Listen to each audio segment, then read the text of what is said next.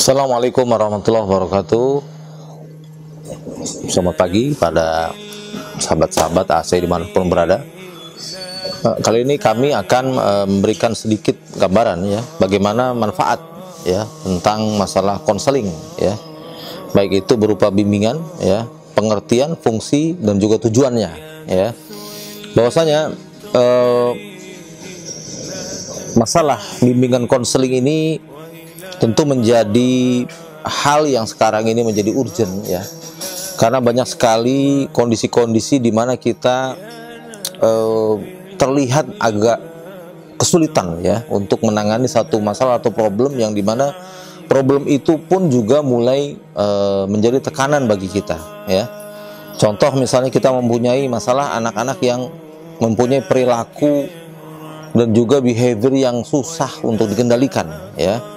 Seperti misalnya suka mencuri ya, lari dari sekolah dan kewajibannya, terus kemudian juga tidak bisa mengendalikan emosinya ya, tidak bisa mandiri, juga mengabaikan norma-norma yang berlaku di masyarakat.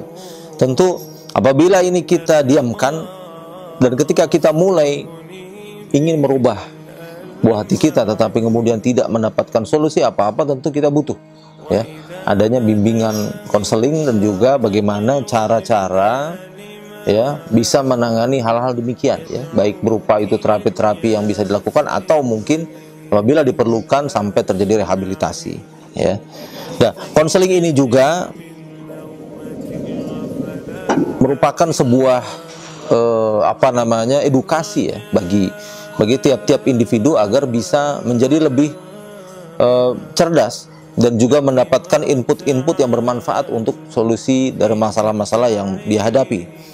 Pada umumnya, konseling itu adalah suatu hubungan ya yang dilakukan pribadi oleh seseorang dengan konselor ya, atau orang yang mampu menangani masalah-masalah yang akan diutarakan ya. Tentu ini mempunyai kemampuan dan juga basic yang baik ya.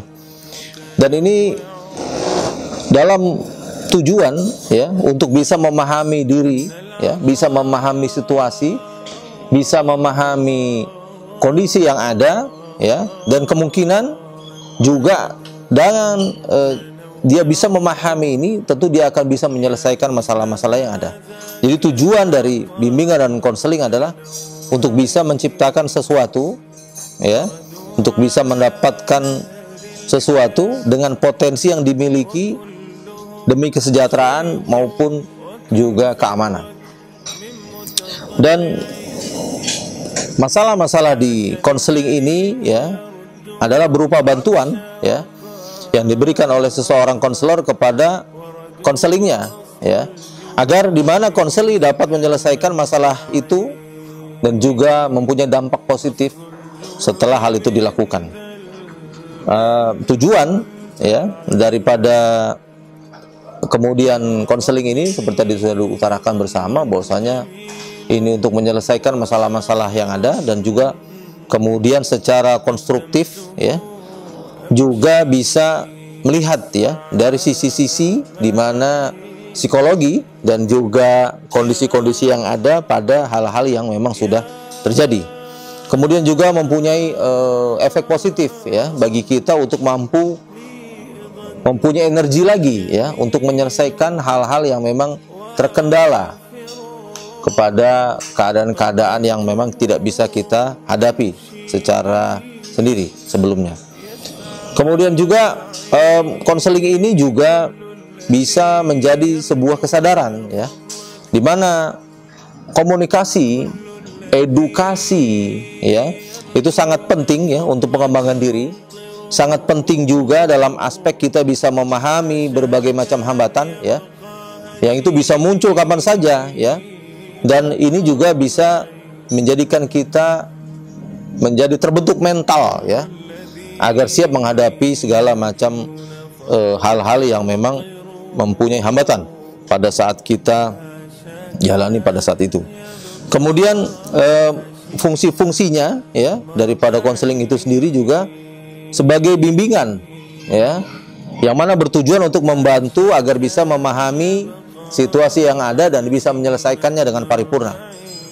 Kemudian dalam fungsinya sebagai preventif, ya, fungsinya sebagai preventif, bahwasanya fungsi konseling yang memiliki kaitan dengan konselor dapat mengantisipasi, ya, setiap masalah sehingga berupaya untuk melakukan pencegahan, ya. Jadi daripada kita kemudian melakukan tindakan yang sudah terlanjur, lebih baik kita ada tindakan pencegahan, ya, atau preventif sehingga tidak dialami, ya, pada masa mendatang.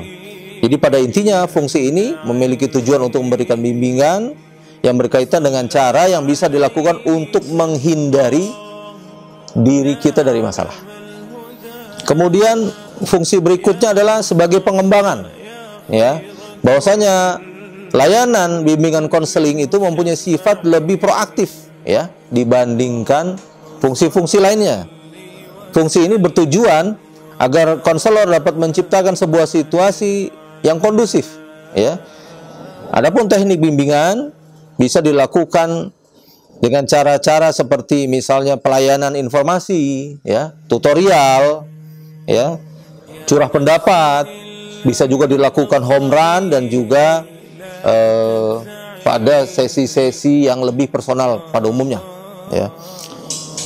Yang berikutnya, fungsi konseling ini adalah sebuah, ya, pelayanan penyaluran, ya, yang dimana dapat membantu para penggunanya dalam memilih hal-hal yang memang menjadi kendala, ya, bagi dirinya, ya.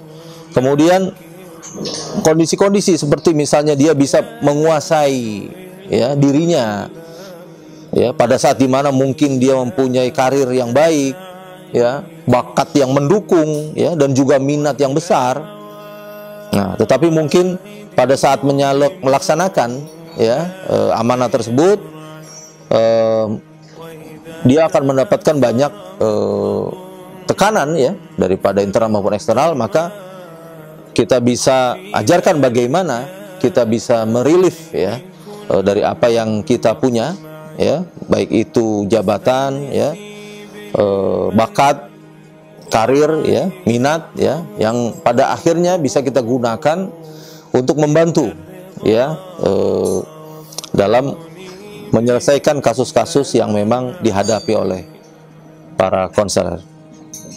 Kemudian juga fungsi konseling bisa sebagai penyembuhan, ya. Bimbingan konseling itu bisa sebagai sifat kuratif, ya. Maksudnya adalah fungsi ini memiliki kaitan erat dengan bantuan yang diberikan kepada konseli, ya, terutama dalam hal mengatasi masalah baik yang menyangkut aspek pribadi, ya, aspek sosial maupun karirnya. Adapun teknik yang biasa digunakan dalam fungsi ini adalah remedial teaching, ya.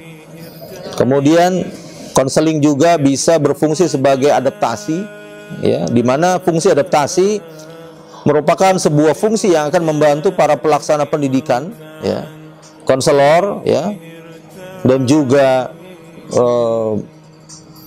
pasien-pasien, ya, untuk bisa menyesuaikan, ya, kemampuan, ya, minat dan juga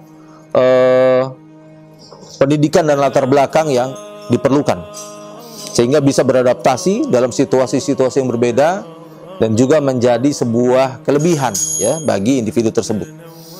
Kemudian bisa berfungsi sebagai perbaikan, ya. Fungsi perbaikan ini maksudnya adalah bagaimana bimbingan konseling itu digunakan untuk membantu sehingga ia dapat banyak memperbaiki kesalahan-kesalahan yang pernah dia lakukan, ya, baik itu dalam pola pikir, bertindak dan berperasaan, sehingga bisa menghadirkan awareness yang bisa digunakan untuk sebagai alert, ya, atau alarm, di mana hal-hal yang belum kita lakukan kita bisa kemudian pikirkan terlebih dahulu untuk bisa memperbaiki, ya, situasi sebelum terjadi. Kemudian bisa berfungsi sebagai penyesuaian, ya, di mana fungsi penyesuaian adalah fungsi bimbingan konseling yang di dalamnya membantu, ya, supaya bisa menyesuaikan dirinya dengan lingkungan, ya, baik itu secara konstruktif dan juga tetap dinamis.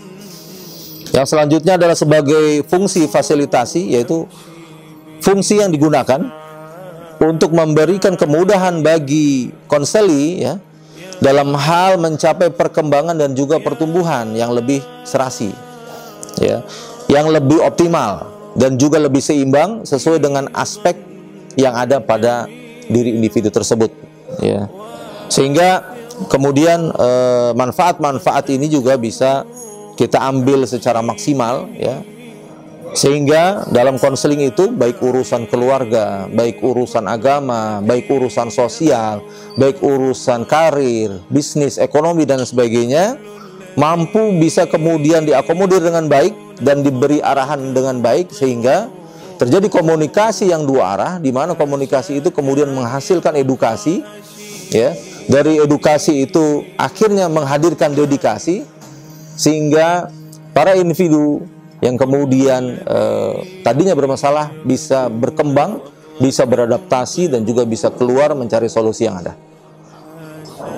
Mungkin demikian apa yang saya bisa sampaikan. Assalamualaikum warahmatullahi wabarakatuh.